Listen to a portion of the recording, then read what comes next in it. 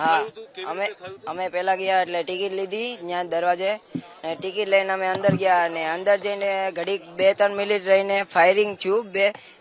એવો અવાજ આવતો હતો કે ફટાકડા ફૂટે ને એવો, ને અમને એમ થયું કે કોક ફટાકડા ફોડતું હશે, પણ ઘડીક રહીને નજીક આવીને બધા ફાયરિંગ કરવા માંડ્યા અને બધા ઉપર મારવા માંડ્યા.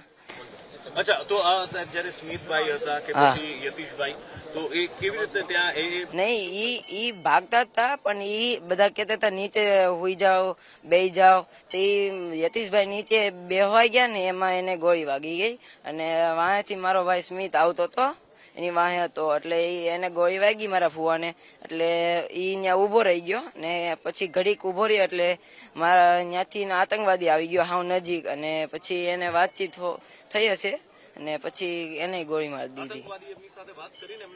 હા, એવું હશે. હા, મારા ફઈ જોડે હતા, પણ એ પેલા વયા ગયા, તેને ખબર નથી કે મારા ફુવાને વાગી ગઈ છે ગોળી. એ પછી પાછા આવ્યા, એને ખબર પડી ને, એટલે પછી 10-20 મિનિટ રહીને કેટલું કર્યું. પછી મારા ભાઈને મેં એકલાએ દરવાજે મેન ગેટ હોય ને ત્યાં મેં એકલાને મૂક્યો, અને પછી મને હાલાત ઠીક ન લાગી એટલે મેં મારા ફઈને કેટલું કહીને નીચે લાવ્યો. અચ્છા, અને ત્યાં તમે જ્યારે હતા તો આતંકવાદીએ જ્યારે સ્મિતભાઈ સાથે વાત કરી ત્યારે શું થયું હતું એ વખતે? એ તો મને નથી ખબર, હું ભાગતો હતો ને મેં ખાલી વાહે જોયું એટલે થોડીક વાતચીત થઈ ને સીધી ગોળી જ મારી દીધી. અચ્છા, કેવી રીતે ક્યાંથી ગોળીઓ આવતી હતી? શું નહીં, એ તો બધી આખું ગ્રાઉન્ડ હતું એટલે ફરતી થી આવતી હતી બધી કોરથી.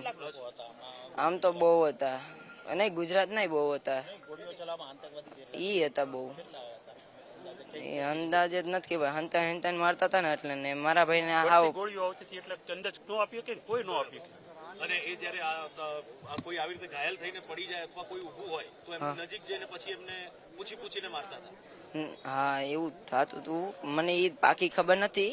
પછી મારા ફઈની જાન બચાવવા માટે હું પણ ભાગ્યો.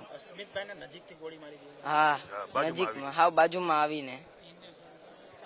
12 જણા ગયા હતા ને 20 જણા હતા, પણ 12 જણા ઉપર ગયા હતા. નહીં, એમનામ જ